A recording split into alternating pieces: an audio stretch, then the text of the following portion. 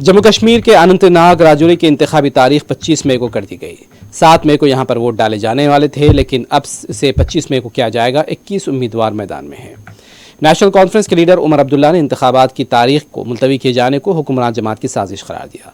उनका कहना था कि साजिशें कुछ भी कर लें, बीजेपी कामयाब नहीं होगी। हमने पहले ही कहा हुआ है, मैंने पिछले दिनों प्रेस कॉन्फ्रेंस के हवाले से इलेक्शन कमीशन से गुजारिश की थी पार्टी के तरफ से कि ये इलेक्शन पोस्टपोन नहीं होना चाहिए।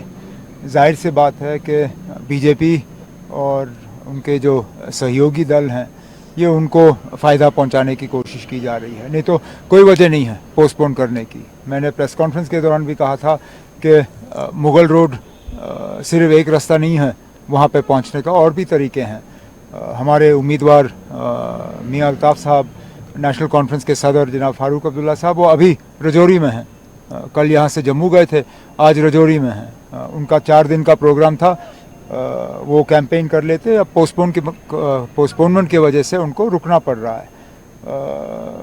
इलेक्शन कमीशन का ये पहली बार नहीं है कि वो बीजेपी की मदद कर रहे हैं, लेकिन कोई बात नहीं, कर दें, जितनी साजिश करें वो करें।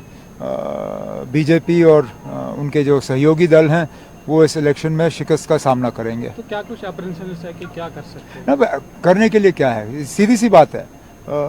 हमारे जो माइग्रेंट हैं, क्या कहते हैं इनको, हमारे जो गुजर बकरवाल हैं, जो गर्मियों के महीनों में पहाड़ के ऊपर इलाकों में जाते हैं अपने माल मवेशी को लेके, ये वक्त है जबकि वो चलना शुरू कर जाते हैं।